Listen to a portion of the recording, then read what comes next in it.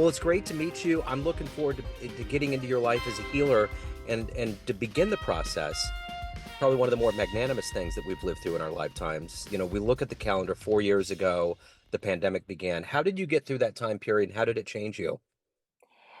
Well, that time period brought up a lot of grief and a lot of challenges for me.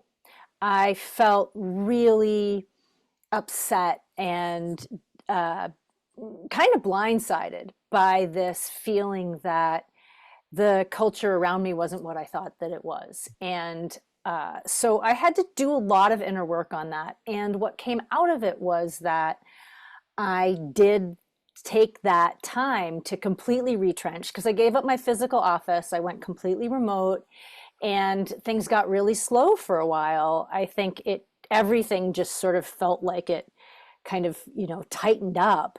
And during that time, I worked through all of the ways that I face and reckon with and be with fear when I really can't control the outcomes. Yeah. And that having that practice in my back pocket has continued to be useful because I think there are a lot of things that continue to feel really uncertain.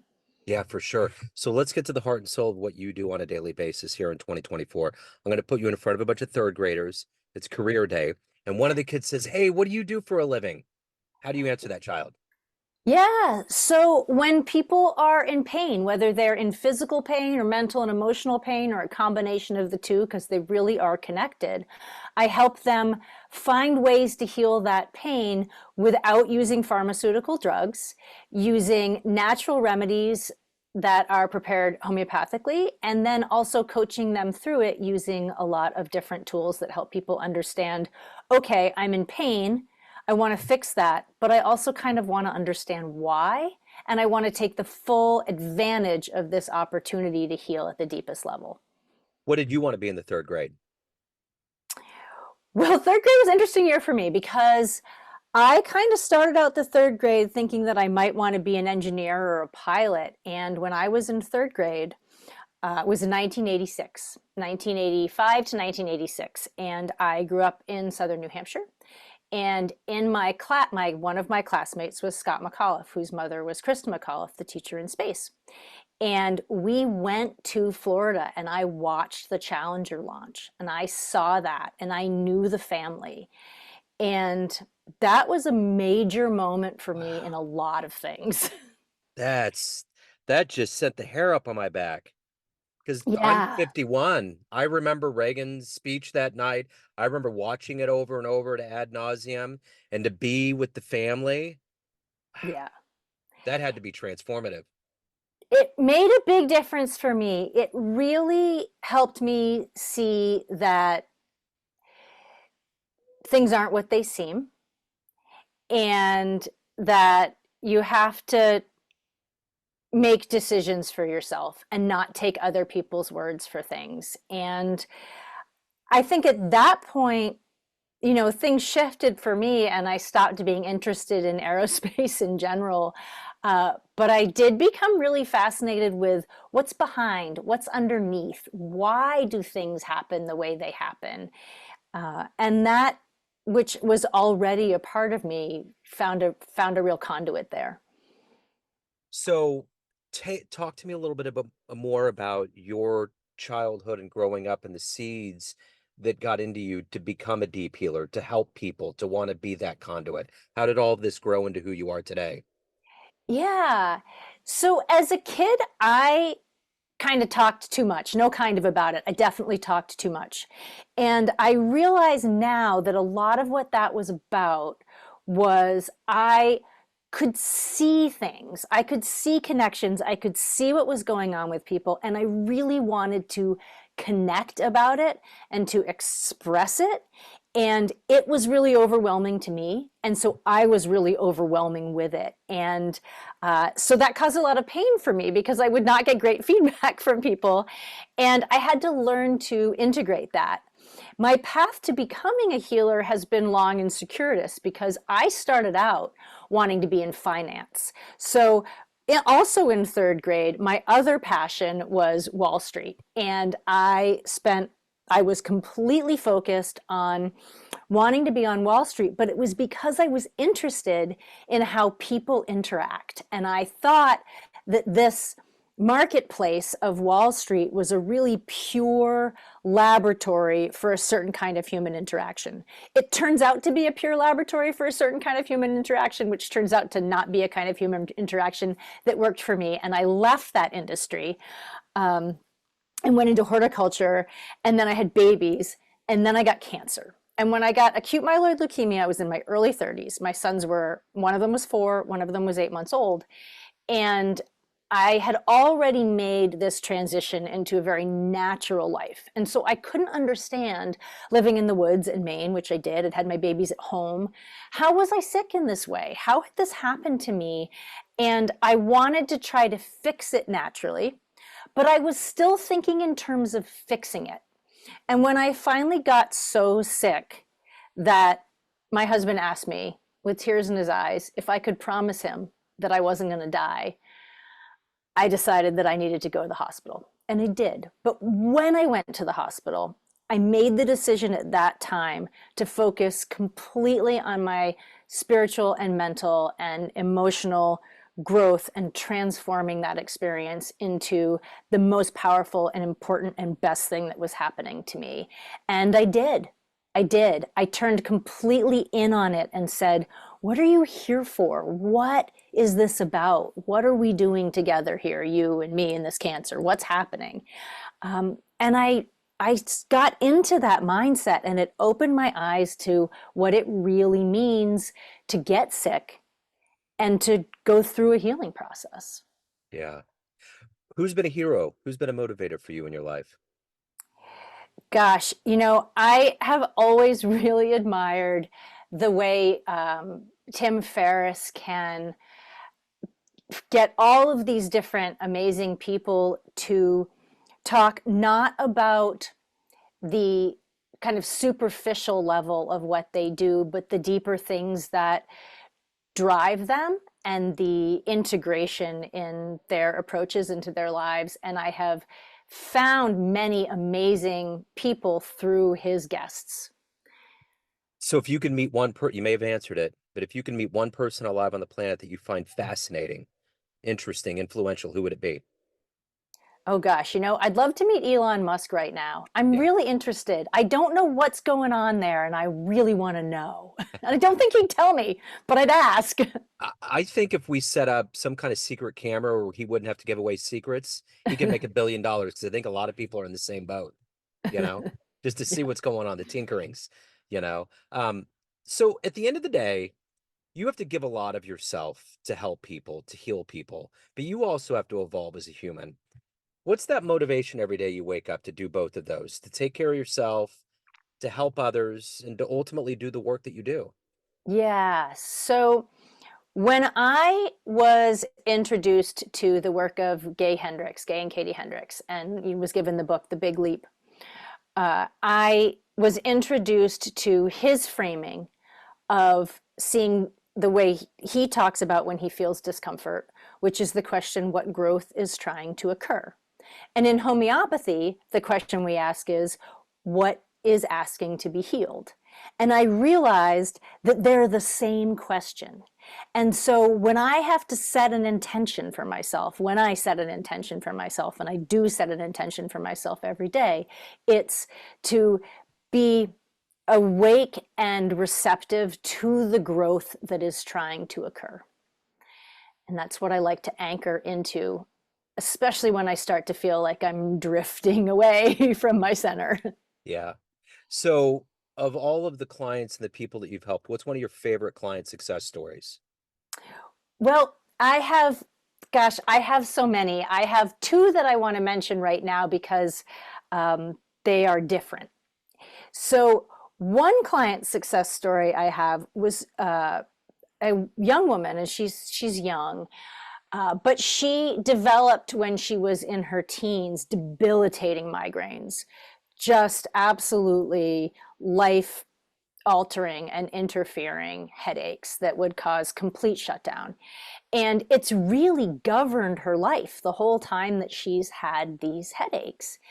And when we sat down to work together, and I take a 2 hour intake, I really get a deep understanding of the case. I was able to see where the dynamic in her case came from, the way in which this pressure in her head had to do with a kind of pressure in her environment, and to identify a homeopathic remedy that has alleviated her headaches by 90 to 95%, really almost immediately. The cases don't always go like that, but when they do, it's pretty profound. Chronic issues they go up and down, they take a long time to unwind, but every once in a while, there is this immediate shift that's so amazing. And I have another case of a woman who, for decades, has had terrible IBS type symptoms since she moved out of her home quite suddenly as a teenager, and not entirely on her own terms. And when we started working together, she wasn't thinking in terms of doing deeper coaching work. She was just thinking in terms of addressing this physical symptom. But when we started to work together with the homeopathy, it was so clear to me that this thing went back in this constant dynamic for these decades that had to do with the way that this traumatic experience had happened, such that she was having such rapid recovery with these symptoms, really making a difference in the way that she could function comfortably in her life. And we were able to really start talking, and we've continued over the months of working together to really start talking about what are those old issues and how can she reframe them and work through the dynamics of them so that the susceptibility on every level that showed up as this physical thing can get healed. So those are just two really beautiful cases that I have in my practice, one of migraines and one of gastro stuff, which are things that respond really well to homeopathy. So let me ask you this. You have to give a lot of good advice to clients. What's the Hope best so. advice? Yeah, for sure. What's the best advice you've ever gotten? Oh gosh, I've gotten a lot of good advice in my life. And I've gotten a lot of good advice in my life at times when I thought it wasn't good advice because I couldn't take it, and then Yeah. later came to understand how to take it. But one of the things that my homeopath told me was to not lose sight of myself, my pace, and my process when I'm out there in the world trying to show up as a professional. And a lot of people come to me feeling some professional frustration because it's just something that comes up in life when we get professional frustration. And I can relate to that because I know how that can be. And the one size fits all model of what it means to move forward in life professionally doesn't work. And so to know that I had to look at how I do things and to root into that has really been a core aspect of how I work with people, which is to understand, let's find out how you are a master of having gotten exactly where you are right now. So let's find out what that process was so that you can leverage that to realize, what was my priority? How can I establish a priority that now is more meaningful to me, and leverage my understanding of my process and not what somebody else tells me the process should be? Yeah. So of all of the things that you've done and evolved into and become in your life, what are you the proudest of? Well, I'm the proudest of the process of motherhood.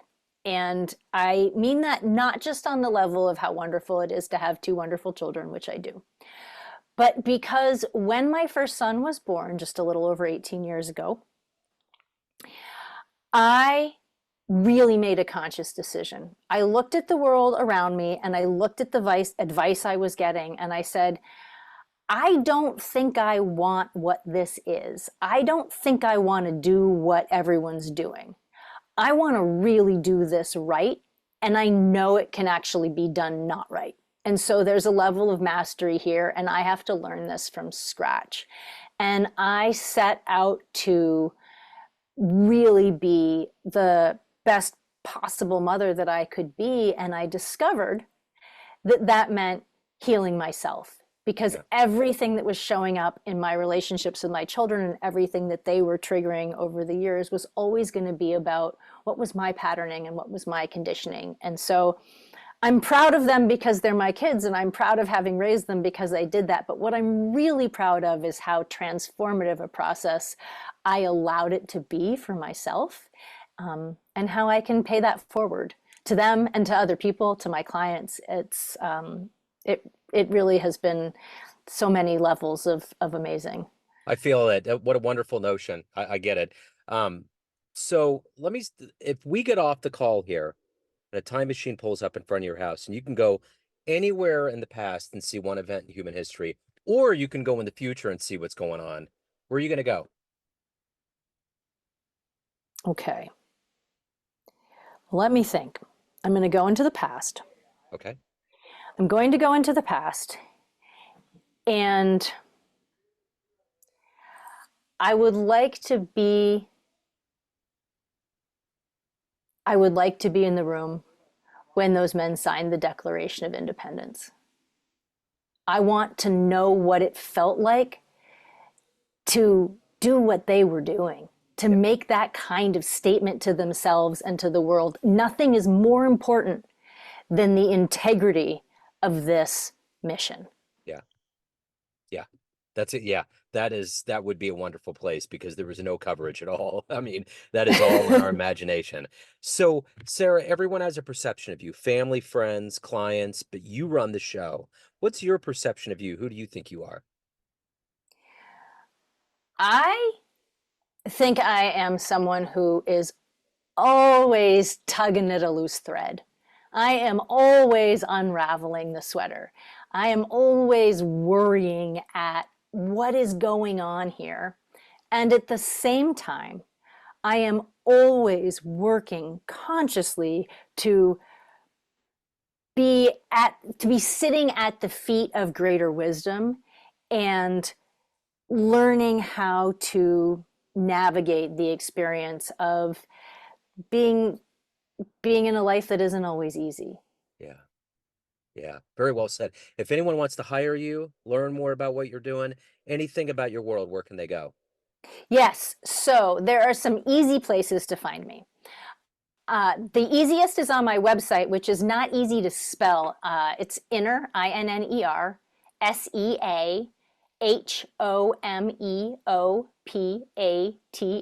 SEAHOMEOPATHY.com. So that's innerseahomeopathy.com is a great place to find me. Sure. But it's easier to remember big_homeopathy, which is my Instagram. And on Twitter, I'm the Anarchomeopath, which is ANARCHOMEOPATH.